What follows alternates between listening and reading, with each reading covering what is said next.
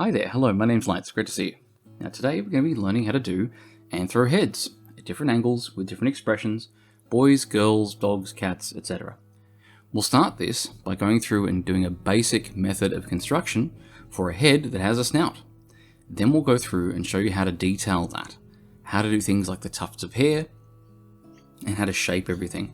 And we'll go through that structure at lots of different angles to give you an applicable system that you can use to use any kind of angle and expression for any kind of head you want to do. We're going to talk a little bit as well about rhythm and how to make sure that the fluffy hair you're doing looks fluffy. Also, how to make the different faces express as both boys or girls or whatever it is you want to do. One of the other things you want to do is go through jaw articulation. The jaw on these characters is going to work a lot differently to a human jaw, so it's going to take a bit of extra attention there. And then a few common species like herbivores, reptiles, birds, and most importantly, how to use a reference image to capture and make your own characters out of whatever kind of thing you want to do. And of course, last we'll go through some expressions. And then, in part 2, we'll wrap all of this together and we'll go through a full illustration, going all the way from sketch, inks, flats, to a complete professional illustration. And once you've done that, we'll have the homework sheet that you can have a go of yourself and drop that in the Discord, share it there. I go through there and I try to catch up as best I can. There are more of you now than there were when I started the channel, I'll be honest. So it does take me a minute to get through. Thus far I'm able to keep up, but we'll see how we do. Now if you like the video and you want to support the channel, like, subscribe, feed the algorithm, tell me what you have for lunch or any questions you've got or suggestions for more videos, pop them in there. And if you'd like to join the Patreon, then pop over there and you can support the channel that way, which is really appreciated. For everyone else who's supported it through liking, subscribing, sharing, I really do appreciate that. It's been wonderful. Now, just one quick word on this. I'm not a specialist in this. This is something I've studied probably for the last couple of weeks. So I'm doing my best, but if you do get advice that contradicts what I go over here, definitely do listen to it. I'm far from a specialist, so if you hear from a specialist in this particular kind of art, then do put some weight behind their words. Anyway, let's get cracking. So let's start then by defining our terms. So there's a fairly big range here. We've got from regular human all the way to full furry. But what's in that range? So human, no animal elements at all. Just bog standard, no animal parts at all. Then we have animal ears, which is normal human with animal ears, maybe a tail. Kemono, now you'll see this one a lot in Korean and Japanese art. It's a human with human proportions, but it's got animal elements like fur and animal noses, but it's still largely human. Then we move on to proper furry. This one's going to have an animal head, maybe it'll have animal paws, maybe it'll have digitigrade legs, maybe it'll have a tail. It really depends. So these are the base elements, but there's going to be a lot of variation within them. Maybe the kemono will have digitigrade legs, maybe the furry won't. There's no hard rules for any of them. This is just a starting point for how we're going to break them up. Now, as for the scope of the video, with a furry character, you've got the option to do a lot of different things, not just with the head, but with the body as well. You can do big paws and claws, you can do digitigrade legs, you can do tails. The scope of this video is just going to be dealing with the head, how to detail it and shape it. The body we'll be covering in a later video, but for now, we're just doing heads. So let's talk a little bit as well about rhythm. Rhythm's going to be really important for doing things like hair and fur detailing. So what does it mean in this context? So let's imagine then, we're drawing a mountain range. We've got 3 mountains to use and 3 clouds to use. On the left side there, we'll put 3 mountains side by side and 3 clouds side by side. But on the right hand side, I'll use the same elements, but I'll vary their size. I'll vary their placement and distance. I'll let them overlap, and the clouds I'll do the same thing. And in fact, I'll vary the size of each of the little blobs around the outer edge of the clouds. And you can see what a difference that makes. One is a landscape, the other is just a set of symbols. Now, how does this look in practice? So let's get a figure here, and one will do very, very ordered, very, very mechanical shaping of the fur detail. We'll make sure that every segment is the same size and shape and distance as the one before it. And you can see already that it's really starting to flatten the image and make it not look like fur. It looks like someone is trying to say that it's fur, but it doesn't look like it. That's because fur and organic things like hair will never have absolutely repeating shapes and distances like a saw blade. Whereas if we do the same thing, and we vary the width and size of each of the pieces, and ensure we don't repeat at all, and we overlap, that's going to give it a much more organic look. That's going to give it a much more organic shape. And that's really important for communicating an organic substance like hair. So now as you go over the shoulders and the chest there, you can see what a difference it makes in the communication of that texture. On the left, it does look like it's jagged, but on the right, it looks like it's fluffy and furry. That control over your shapes and shape language is going to be critical. So moving on then to our first base construction. So, like any head, we'll start with a ball shape, just a simple circle, and then we'll divide it horizontally and vertically. It's best to imagine these like you're slicing through an orange.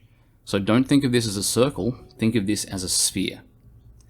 Once we've divided it vertically and horizontally, we're then, along the eye line, going to break the eye line into thirds. That's going to help us space the eyes, because there should be at least one eye worth of space between the eyes whenever you draw them. We're going to do diagonal lines to dig in the channel for where the eyes sit in. So the eyes sit in the eye sockets, and the brows and the cheeks sit out from it. So we're going to dig in to make the eyes. Then we're going to do that top surface of the snout. This will be a sort of rectangular shape that comes out. And then the front surface will be a rectangular shape that goes down, but it also tapers in towards the head. It doesn't come straight down.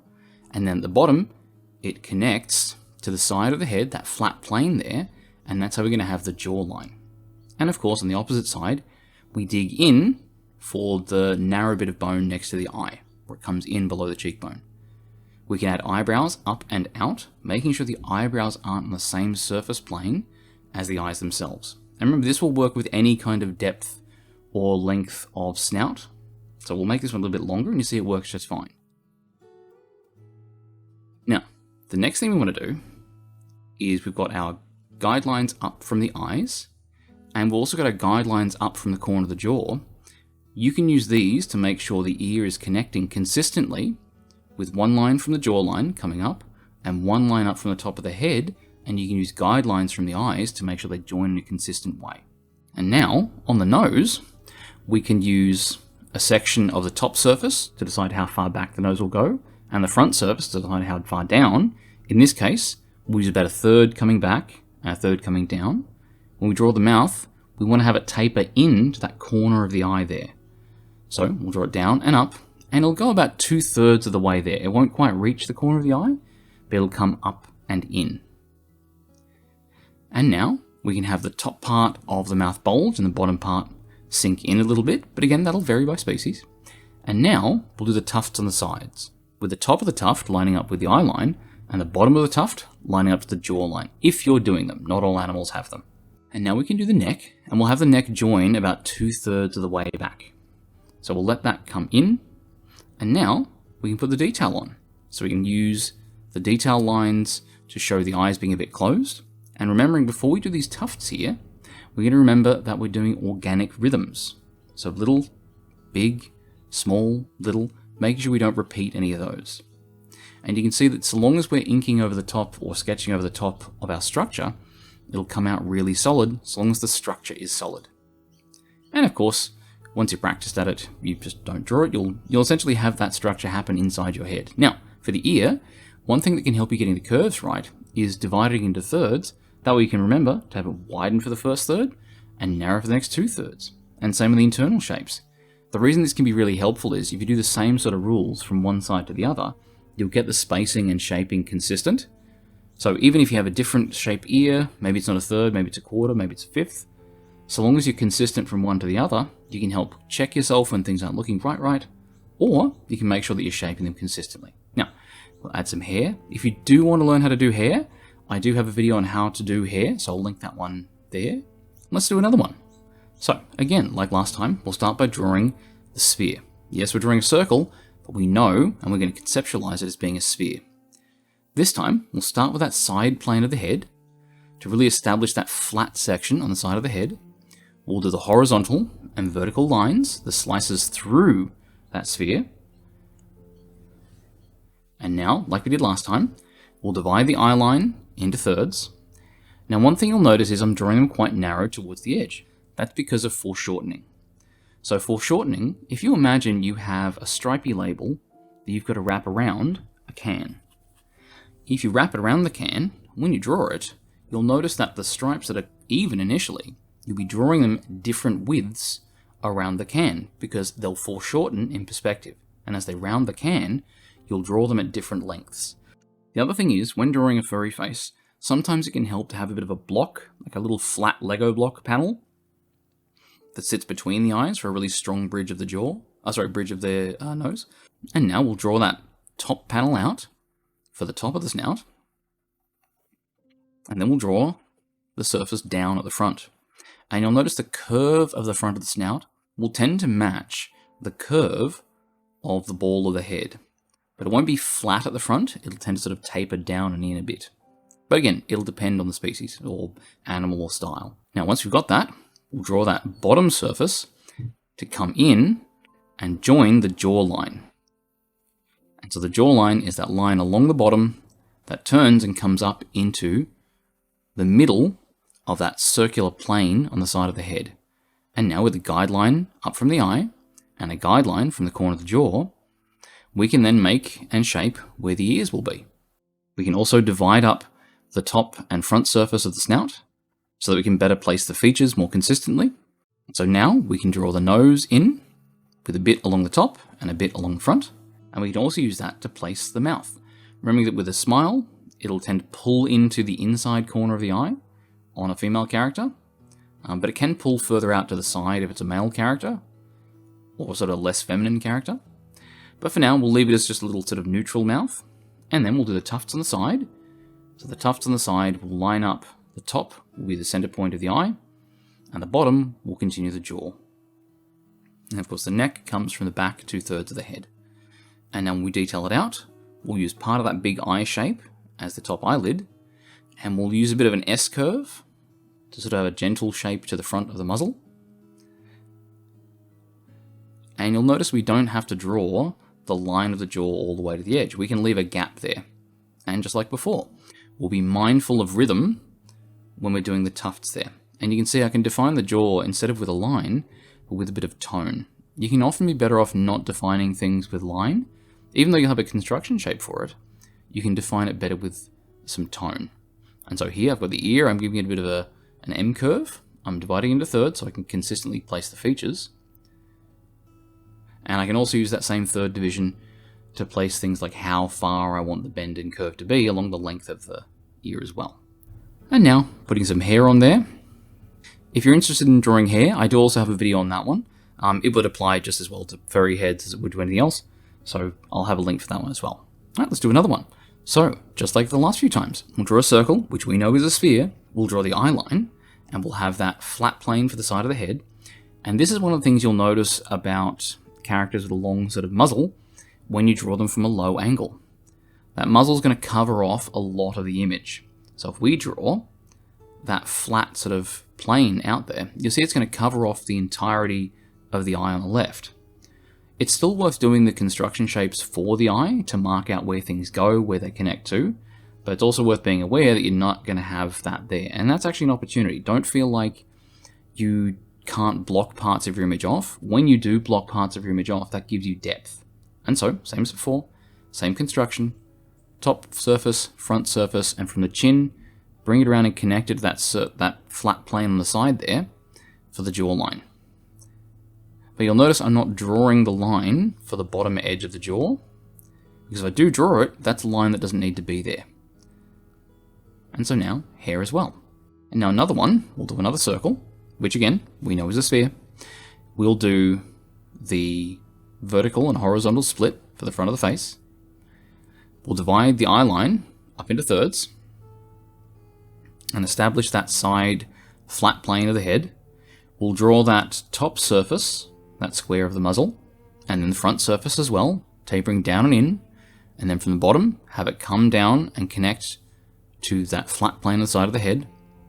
We'll establish where the nose is going to fit, where the eyes are. We'll do the guidelines from the jaw and from the eyes, so know where to connect those ears to.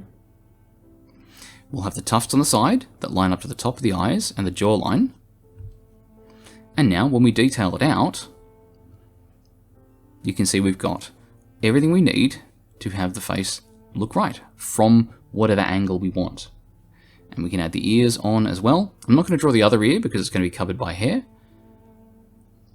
And we'll just do the shoulders in as well. And so now we've got those. Let's try for a really, really, really difficult angle, which is almost directly below. You can see that the eye line is almost parallel with the line for the top of the ball of the head.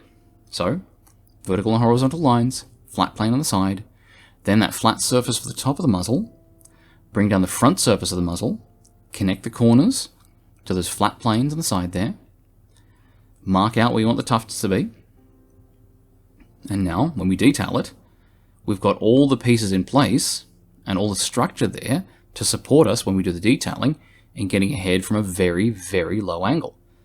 Now, as far as the neck and shoulders, I have a video on that one as well. If you want to sort of get stuck into the shoulder and neck anatomy, I'll link that one there. So, the next thing to talk about is how to make them differentiate gender expression.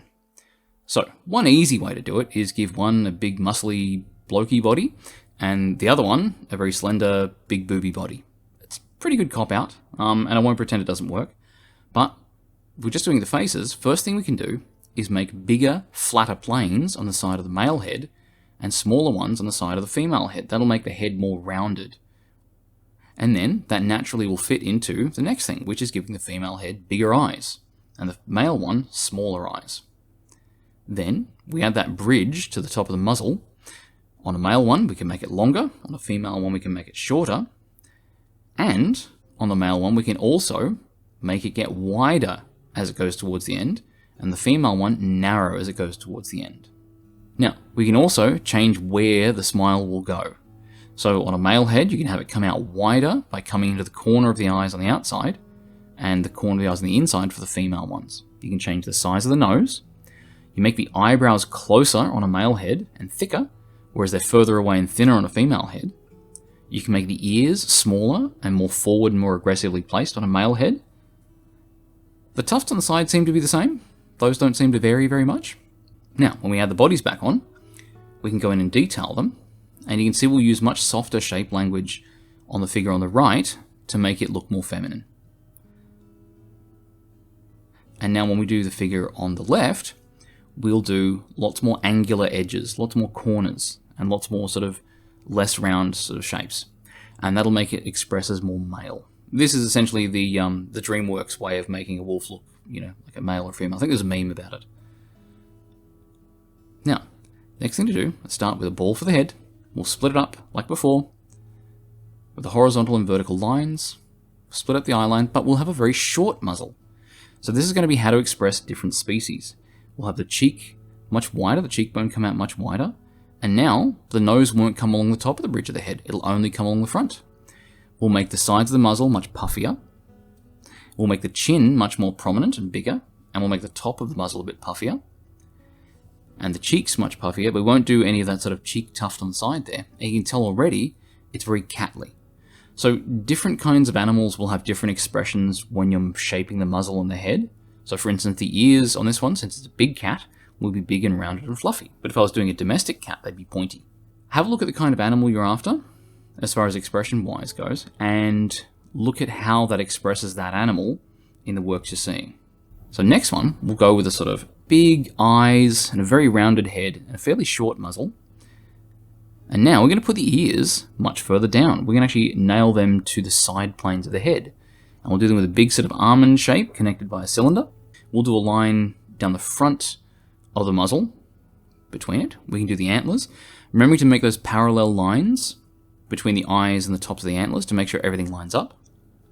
And now, when we go in and detail that, we'll add some big folds for the eyes. And now the muzzle, you'll notice that the nose comes all the way to the lip. This is how you'll do the archetype for things like cows, or in this case, a deer. And so the nose is going to come all the way down to the line of the mouth and come up into the corner, just like before. And now as we detail in the ears and the neck and shoulders, we've got a very sort of deer shape, or a sort of cow nose, a big sort of square one, where the nose comes much further down and touches the lip. We can also communicate what animal we're doing by some basic markings. So here, I'll throw some tone on everywhere except for the insides of the ears, the line above the eyes, the lower half of the muzzle, and the front of the neck and chest. And then a second bit of tone for things like the horns, the eyebrows, the nose, and the tips of the ears. And then for a last bit, I'll take some of the tone away on the cheeks and shoulders to give it a sort of pattern of white spots. And I can place that where a person would have freckles, which means it'll be a natural place to have it found, but that's not necessarily where it actually is on deer. But it'll still communicate deer because it has those white spots. Now, next thing we'll do, same as before, head, horizontal and vertical split, flat plane on the side, split the eye line to 3, do the muzzle, but you can see that that can be changed at this point. Instead of a square muzzle, we can do a triangular one, made of big, flat triangular shapes. And now, we've got a bird. Now, the beak can be a bit tricky to construct, but it's best to break it up into really, really simple, easy to understand, flat planes when you construct it, and then smooth it out. But those flat planes will be dependent on what kind of beak you want to do. You can do big sections like this, to do like a parrot beak, or just 2 very simple flat sections for things like a pigeon beak. It's going to be up to you to decide what sort of beak you want to go with, how long it is, what shape the sections are, but try using a reference of whatever bird you're after, and try and break down the beak into simple shapes that you can repeat, and then do them when you're constructing the figure, and then smooth them out after the fact. So next thing, let's do a couple of faces here for a more reptilian one. Now the first thing you'll notice is for a reptilian face, I'm putting the eyes a bit further apart. You can notice the gap between the eyes is larger than a third, and I'll tend to make the muzzle a bit broader as well, because it'll match that distance from between the eyes. And so now, with those base constructions there, but just with a bit of a wider gap between the eyes and a wider muzzle, I'll put the dots on the corners there for the nose, and the tufts on the side, I'll use the same construction, but instead of having them gather in, I'll have them fan out. But I'll place them the same consistent way, with the top lining up with the eye line and the bottom lining up with the corner of the jaws. I'll place the big horns the same way I would have placed the ears, and I can place some scale detail where there would be freckles. Now another thing that can make it look a bit reptilian is to give it a much longer neck and much longer, I think they're called traps, the muscles on the side of the neck. And you can see here from the side, I'll have the eyelids come down a little bit. Those fanning things on the side there, where normally there'd be fur tufts, they're going to radiate out. And I'll join the neck in and do the neckline. And so long as I have those shapes consistent, I can draw the same character from whatever angle I want. Now another thing is the texture of the skin. So similar to how we did those dots on the deer, if we give them at least some tone somewhere on the skin, and we'll communicate it not with the tufts, but with little bits of shine, because it'll have shiny scales.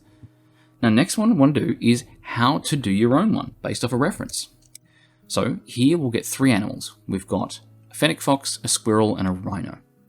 First thing we'll do is a very quick sketch, and we'll just want to capture the basic overall shape language. So a fennec fox has a little head and huge ears. It's got really, really big eyes and a tiny little muzzle. So keep that in mind. Big eyes, small muzzle, big ears. And we're just going to get those base shapes in, and we'll work that up to a proper illustration in a second. Before that, let's look at the squirrel. The squirrel is a head made of circles. It's a little circular head, circular cheeks, circular nose, rounded ears. There's no big shapes on it. It's all lots of little compounding round shapes. So we'll draw a head. We'll draw a very short, very rounded muzzle for it.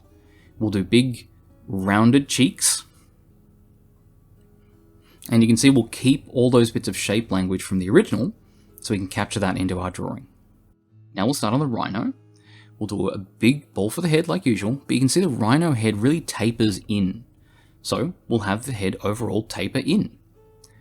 We'll have the horn on the end, and the ears are very high up and very far back, and they sort of come out in a trumpet shape. And a very sort of stolid body underneath it. So with those, let's now turn these into an illustration. So with the fennec fox, now we'll start thinking about the details. So in the details, it has a really small nose. And in the details, it has a really fine, small little mouth. So I'll do that nice and narrow. Now for the eyes, they're big and black. So I'm going to skip the sclera for 2 reasons. One, it looks cool, and 2, they did it on a Gretzko and I thought it looked really cool. And so big lashes to communicate that sort of black rim around the eyes there. I'm shortening the mouth a little bit.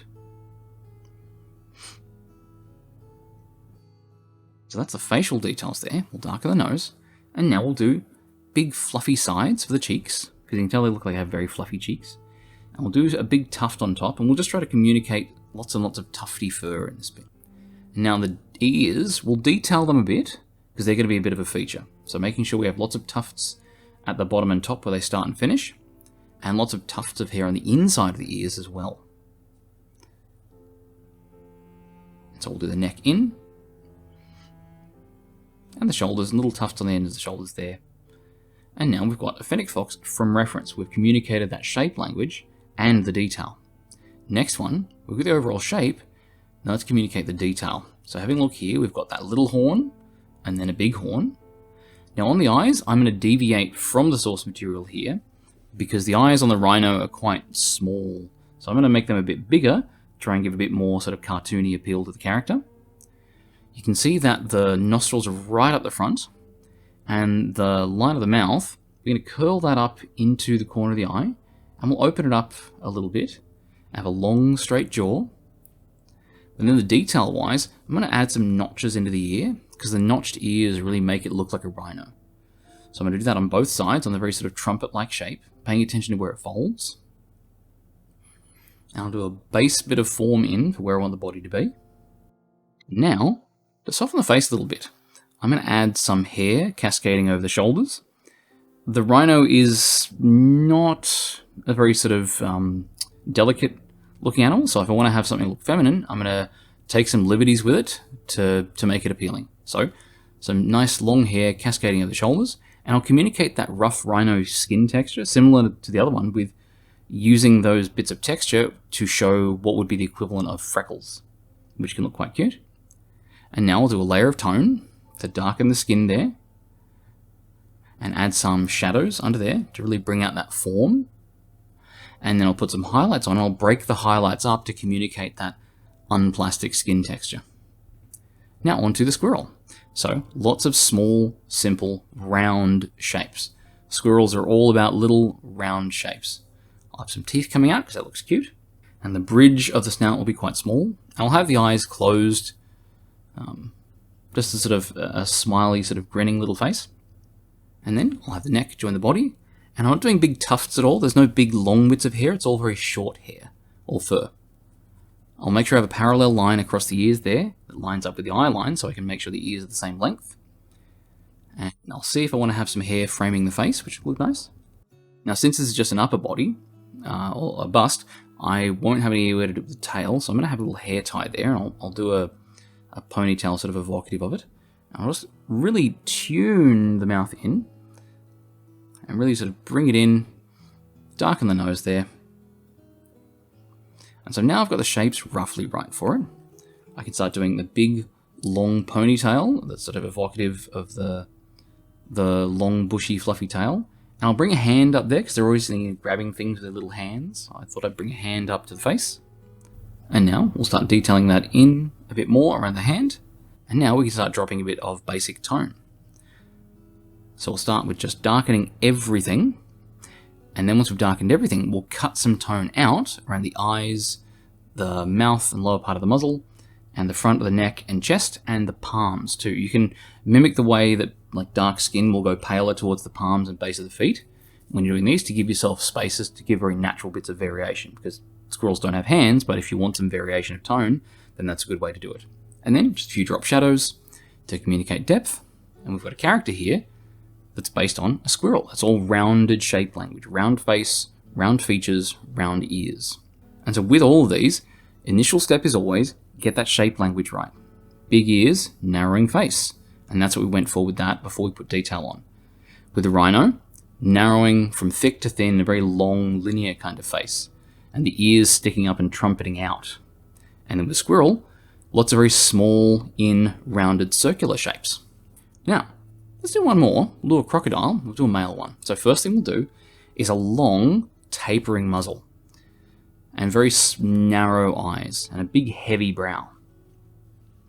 We'll see that the smile will come out even further past the eyes.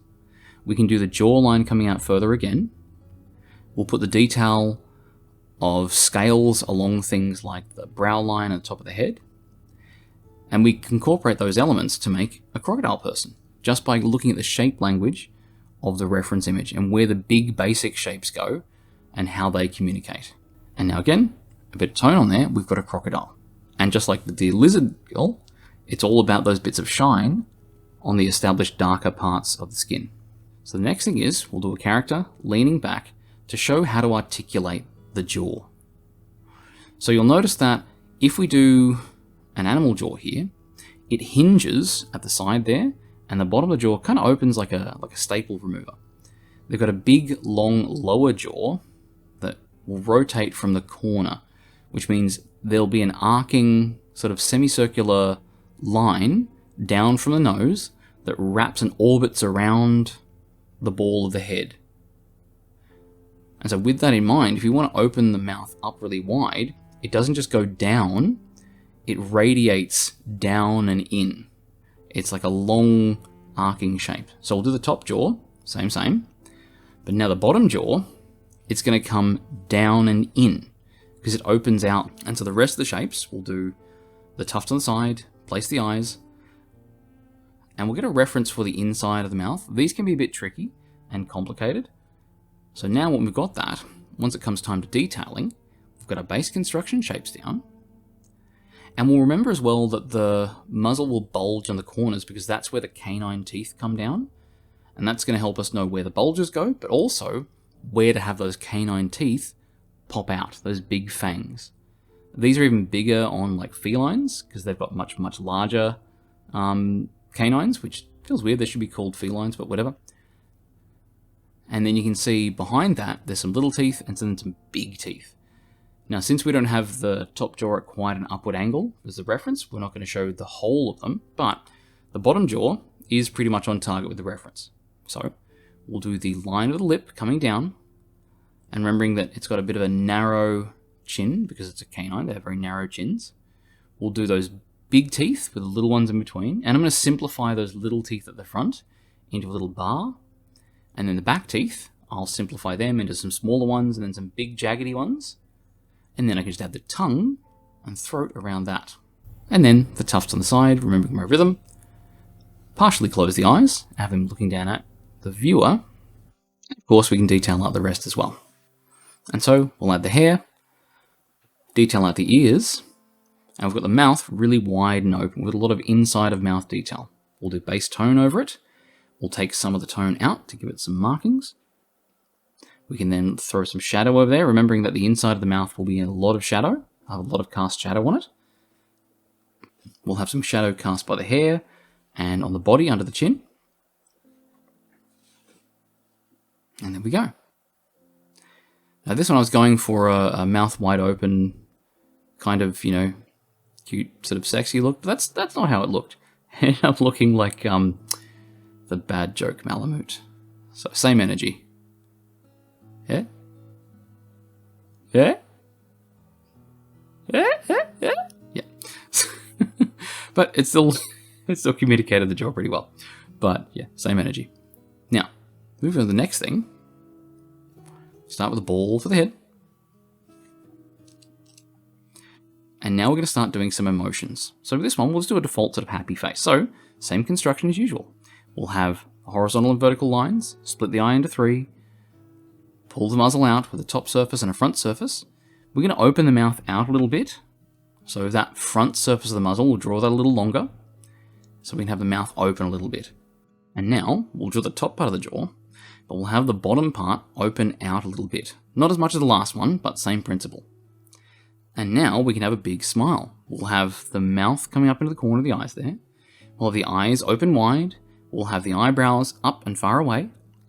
And that'll give us a nice sort of smiling face. And with that detail on, you can move to another one. So now we'll do an even happier one. Now, since this one's going to be a laughing face, I'm going to give a bit of a curve. You can see that curved line there, a bit of a gesture to the upper body. Because laughter isn't just something you do with your face, it's something you do with your whole body, mainly the upper body. So we'll have that front surface of the muzzle get really long, so we can have a nice wide open mouth. We'll bring the eyebrows in and tilt them up in the middle, and we'll tilt the head back a little bit as well. And so now, once we get those base shapes in, we'll start detailing it in. So we'll do the nose as per, and the top part. And now we'll do the mouth open, but we'll also make it kind of widen as well, because laughter really widens the mouth. And we'll have the eyes closed. And remember, when we close the eyes, it's the top lid that comes down, not the bottom lid that comes up. We'll have the teeth visible, but maybe not too much. And now we'll have the eyebrows, again, coming down in, up in the middle, down on the outside. We'll have the ears pointing up, because they can show a lot of emotion as well. And we detail the rest in, and we might even add a little bit of sort of blush lines there to communicate that sort of emotion of laughing, or maybe little circles to communicate a little bit of tears from laughing too hard. And so that one's got that emotion of happy, but taken further. The mouth comes up further towards the corner of the eye, the mouth is more open, and the body's more turned. Now, what about the reverse of that? So, same as before. Ball for the head, horizontal line, split it up into the eye line, do the line out for the muzzle, but we're going to point everything down. We're going to point everything down. This is a very sad one. So, we'll have the eyebrows come down really close to the eyes, and then we'll sit really flat. They'll be down at the outside edges. And for the ears, we can angle them down as well. But we can even angle them further by folding them over a little bit. Or you can take it all the way and have them fold all the way down and go floppy, and they'll look sort of like the side of a burrito. So we'll have those edges that we normally establish standing up, we'll fold them all flat and sit them down along the side of the head. And now we've got that, we'll have the body as well to help communicate that they're looking down. And we'll break in, and this is why we had those heads at the start to show at different angles. And so now we've got the head pointing down, the ears pointing down, and the muzzle narrowing and very closed. With those established, we now partially erase, and we'll detail it in. So everything will be down and sad. So I'll have the mouth a bit wavy. We can have some tears coming from the corners of the eyes, or in the middle, or both, it's up to you. We'll have the eyes closed, remembering that the eyes close with the upper lid coming down. We'll have the tears sort of half hanging off the jawline there. And we'll even make everything else floppy as well. We can communicate mood by having the hair sit down low. The hair doesn't move based on your mood, but you can if you want it to. You've probably seen in like Ghibli movies when someone gets excited, their hair stands up all the way on top of their head. You can do the same thing with the hair on your character. It's not a thing that actually happens with real hair, but we've left reality sailing behind God knows how long ago. All right, now another one. Now we're going to have someone distraught, absolutely devastated. So we'll have a head tilted back, but this one's going to be very, very sad, but sad shouting. So big, loud, open bawling and crying. So head from a low angle, tilt the snout up, do a big long line there on the front there so we can break it up to open up the mouth. And when you're very, very sad, you'll have the mouth widen at the sides and push down and up at the bottom and top. Since the head is tilted back, we'll see the upper teeth, but really much of the lower teeth. We'll have the eyebrows coming down really hard and tilting, so they're about 45 degrees. We'll flatten the ears down as far as they'll go, and then we'll have the body tilting, so they're reaching their head back and sort of, really bawling and loudly crying up at the sky. And now we'll add the hairline in, and the shoulders, and those are the basic shapes. So now when we come in and detail it, we'll do the muzzle. And remember to keep that sort of shape there, where the front of it it'll dip down at the front and sort of widen at the sides. We'll be mindful of the detail of the teeth, and we'll do the tufts on the side, trying to keep to that rhythm as well. Make sure we don't repeat any shapes of sections. We won't have to draw in that bottom line of the jawline there. We'll do that with tone later on. And we'll detail some of the lower teeth in, and the tongue, and the whole and throat, and the eyebrows and eyes. So we'll even do a few lines underneath the eye, for like extra creases to show sort of tension and tiredness. We'll detail out the hair and ears. And you can see, so long as we've got that head tilted back and that shape of the mouth and that tilt to the eyebrows and the eyes, we'll have that sort of sad, bawling, crying sort of face. All right, let's do another one. This time, we're going to do an angry face. So, we'll do all the features as per usual. Split the head, horizontal, vertical, flat plane for the side, top surface of the muzzle, front surface of the muzzle. But you can see now, I'm pulling the eyebrows down really far, and I'm narrowing the eyes, and I'm shrinking the size of the iris. I'm going to put the ears up and pointy, and everything will be gathering in to the center between the eyes, or radiating out from it. So that's a big thing about angry. It all has this sort of very downward, pointy look to it. So be more angular. And you can see, similar to when someone's bawling, we'll have the front of the mouth and the bottom of the mouth pointing up and down respectively, but we'll pull up the corners to make it snarl. So we'll be more angular with it. So you can see there, similar to bawling, it's got that big opening mouth, but this time it's pulling in corners. And we'll put the teeth in as well, so it's a sort of snarl look there. And we won't be afraid to have lots of creases around the eyes and the top of the nose there, because they'll really show that sort of snarling look. And so we'll do top of the eye there and make the iris a little smaller than we would normally. And we'll have the iris as well not touch the bottom of the eye as well. That'll help it look like it's sort of staring straight forward. And then we can do a bit of the detailing on the neck here as well. The face pretty much as snarly as it's going to get. We do have space to add some wrinkles on the top of the snout there to show where the skin there is being compressed from the snarling action. So I'll come in and do that in a second. For now, I'll just get the shape of the hair, and a bit more in the eyes and darken them in. And so here you can see I'll do lots of little folds along the top of the nose there to really show that creasing, that sort of that angry snarling creasing. And that's the angry face done. All right, let's move on to another one. We'll do one last one. So same as before, big round shape for the head, center line, vertical and horizontal, flat plane for the side, top surface of the snout, front surface of the snout, join the bottom of the snout to the side of the head for the jawline, and add the cheekbone out. And now we'll do a very surprised one. So a surprised face is the eyes get really big, the eyebrows go up really far and they bow upwards, and the mouth goes really wide and circular. Now that can be a bit hard to do on a character with a snout. So what I'll do is I'll have the mouth just open and wide, but I'll really widen and round all the shapes of the mouth to really communicate that. And so with those base shapes, the eye really big and wide, the eyebrows up and far away, and the mouth as rounded as I can make it, I'll now get the base forms of the upper body, and I'll start detailing it in. Now, similar to what I did with the angry face, I'm also going to draw the irises quite small when I get to that bit. For now, I'm rounding and widening the shape of the mouth, and I'm going to pull the eyes up and in a little bit, the top edge up and in a little bit. I'll do the iris a bit smaller. That can show a really intense sort of shock moment or intense sort of angry. Shrinking the iris has a really big increase to intensity and decrease to cuteness. So it's up to you when you want to have that, or if you want to have that all the time, have a little sort of great character. I'll also do a little sweat drop thing under the eye there to show sort of, strain. And then the tufts on the side, and then just throw in some of the detail then on the hair and the ear as well. I'll have the ears at sort of different heights in different directions, just to show that shock and disorganization that comes with surprise. And so I'll do the jawline in and the neck, detailing the eyes in. Now I'll start detailing the hand. So on the hands, I know I'm not covering the hands, that's for a later video, but you can see here, one of the things we're going to cover when we get to that is that it'll be drawn just the same as a normal hand. One of the big first differences you make when you make something more sort of bestial is you'll make the last section of the fingers and thumbs a bit sort of wider and thicker. And so now I'll do the chest. And I'll do a hand pulling it down. That's the source of the surprise. And since that hand belongs to someone who's bad, I'll label the hand appropriately with the word bad. I'll pop that kanji in now.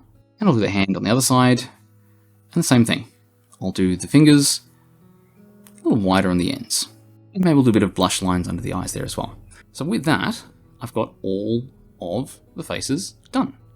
I've got the smiling one, which is just the jaw open a bit, pulling it into the eyes, lift the eyebrows up a little bit, have the eyes wide. Very straightforward. Laughing is the same, but more extreme. We're going to tilt the head back. We'll close the eyes. We can bring the brows in and tilt them out slightly. Then we've got the very sad face, where everything points down. The brow is down, and the eyes are down. The face will point down, the ears go flat. And then we've got the one on the bottom left, that very, very distraught face. It's absolutely crying and bawling. That one, the head is flipped back, the mouth is wide open, but again, like the crying face. We've got the eyes closed, we've got the ears flat, we've got the eyebrows coming down at the sides and up a little bit in the middle, and then with the angry face, where everything's gathering towards that center point of the face. And that snarl is pulling that lip up, and we've got the teeth visible there as well. And then lastly, we have surprise. The eyes get big, but the irises get small. The eyebrows come up and bow upwards. The mouth gets big and wide and rounded. And we can even put the ears at different heights as well. And with these, let's throw a bit of markings on these and turn these into a relatively consistent character.